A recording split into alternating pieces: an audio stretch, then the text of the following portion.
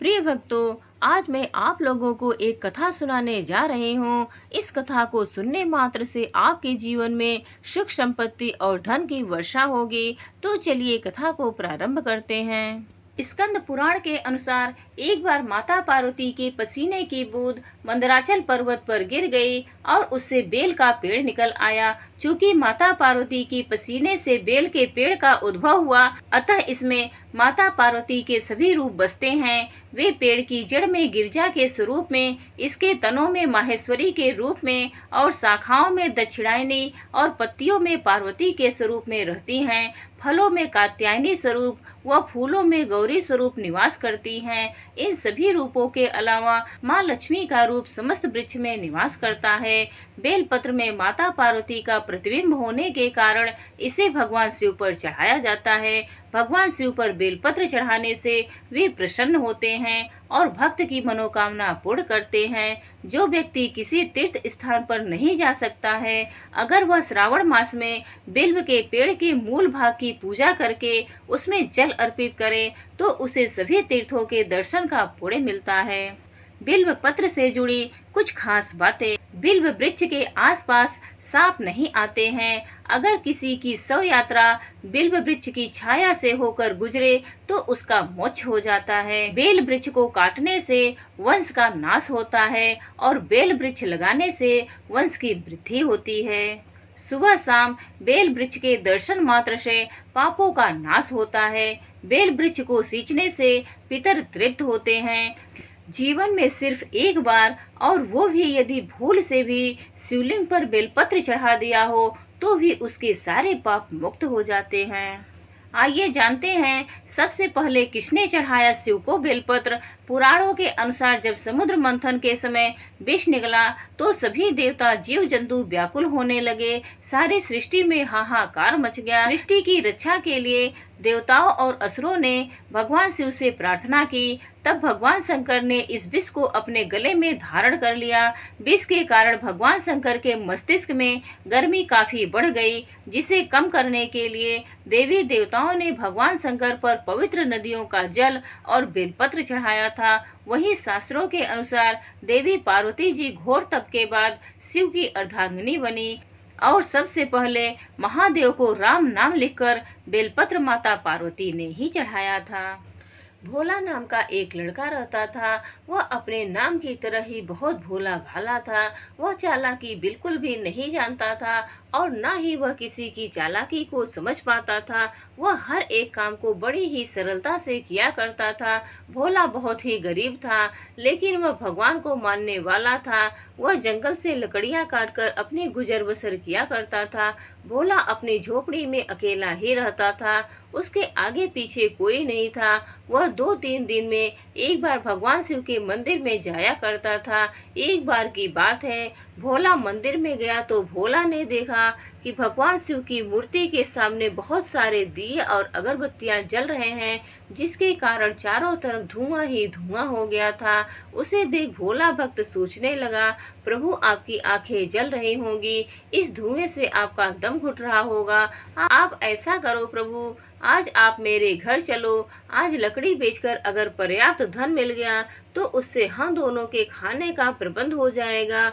उसके भोलेपन और निर्मल हृदय को देखकर भगवान शिव उसके सामने साक्षात प्रकट हो गए और बोले, ठीक है बेटा, तुम अपने घर जाकर भोजन बनाओ। जब भोजन बन जाए तो तुम मुझे बुलाने चले आना, मैं तुम्हारे साथ चलूंगा। उसके बाद भोला खुशी खुशी अपने घर चला गया।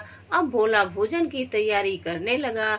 जैसे ही भोजन बनकर तैयार हुआ, उसी समय वह मंदिर की तरफ भगवान शिव को बुलाने के लिए चल पड़ा।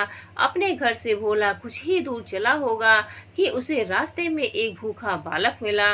वह बालक बोला, मुझे बहुत भूख लगी है, थोड़ा भोजन मिलेगा। फिर क्या, भोला भक्त को उस बालक पर दया आ गई और वह उसे अपने साथ अपने घर ले गया और बहुत ही प्रेम से उसने उसे भर पेट भोजन कराया और उसे विदा कर दिया। इसके बाद वह फिर से मंदिर की तरफ चल दिया।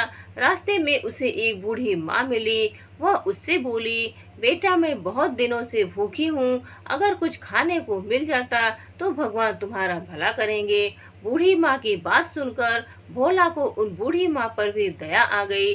वह फिर से अपने साथ बूढ़ी माँ को घर ले गया और उन्हें भर पेट भोजन कराया और उन बूढ़ी माँ से आशीर्वाद प्राप्त किया। और अब भोला ने घर के अंदर जाकर देखा तो राशन का सामान भी पूरा खत्म हो गया। तो अब भोला पड़ोस की दुकान पर गया और वहाँ दुकानदार से राशन मांगा और उसे अपनी सारी बात बताई। दुकानदार भोला की बात सुनकर हंसने लगा और कहने लगा कि भगवान भी भला किसी के घर खाना खाने आते हैं। भोला भक्त का दुकानदार ने बहुत मजाक बनाया, फिर भोला से काम करवाया और थोड़ी देर तक काम करवाने के बाद उसके बदले राशन का सामान भोला को दे दिया। राशन का सामान लेने के बाद भोला अपने घर जाकर खाना बनाने लगा। जैसे ही खाना बनकर तैयार हुआ, भोला फिर से मंदिर की तरफ भगवान शिव को बुलाने के लिए चल पड़ा। थोड़ी दूर चलने पर अब रास्ते में उन्हें एक बूढ़े बाबा मिले। उन्होंने भोला से कहा, बेटा मुझे बहुत भूख लगी है, थोड़ा खाना मिल जाए तो भगवान की तुम पर बहुत कृपा होगी। भोला को उन बूढ़े बाबा पर भी दया आ गई और वह उन्हें भी अपने घर ले गया और उनको बड़े प्रेम से भरपेट भोजन कराया। अब भोला के पास थोड़ा सा राशन शेष बचा हुआ था। वह फिर भगवान शिव को बुलाने के लिए चल पड़ा और आखिरकार इस बार भोला मंदिर में पहुंच गया और भगवान शिव के सामने जाकर बोला, भगवान चलो मेरे घर खाना तैयार है, चलो मेरे साथ। प्रभु भोला की सरलता को देखकर भगवान शिव बोले, भोला भोजन तो मैं पहले ही 3 बार खा चुका हूँ। भोला भक्त बोला, हे भगवान आपको तो मैंने खाना खिलाया ही नहीं, मैं तो मंदिर अभी अभी आया हूँ। भगवान शिव बोले, जो एक लड़का और बूढ़ी माँ और वह बूढ़े बाबा को जो तुमने अपने घर खाना खिलाया था वो असल में मुझे ही तो खिलाया था और अब मेरा पेट बहुत भर गया है, अब मुझसे खाना नहीं खाया जाएगा। भगवान शिव ने उसे बहुत समझाया लेकिन वह भोला भक्त कुछ भी समझ न पाया। भगवान उसका दिल रखने के लिए उसके साथ निकल पड़े। घर पहुंचने के बाद भगवान शिव ने कहा, सुनो बेटा मैं एक शर्त पर खाना खाऊंगा।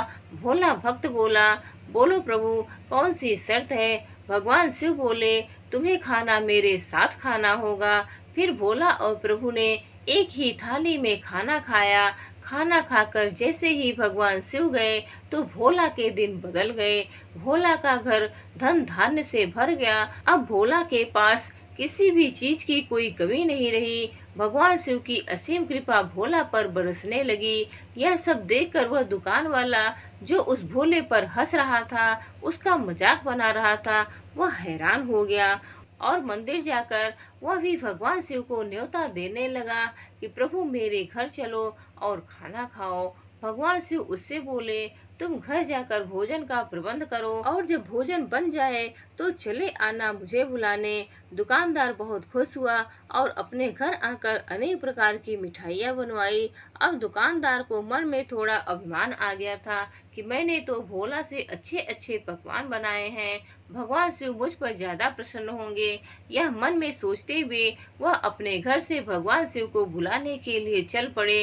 रास्ते में कुछ दूर चलने पर दुकानदार को भी वही बच्चा मिला। उसने दुकानदार से खाना मांगा तो दुकानदार ने उससे मना कर दिया। उसके बाद थोड़ा और आगे चलने पर वही बूढ़ी माँ मिली। उन बूढ़ी माँ ने भी दुकानदार से खाना मांगा तो उसने उन बूढ़ी माँ को भी मना कर दिया। इसके बाद दुकानदार थोड़ा और आगे चला तो वही बूढ़े बाबा मिले। उन बूढ़े आदमी ने भी उस दुकानदार से खाना मांगा तो उन्होंने उनसे भी मना कर दिया।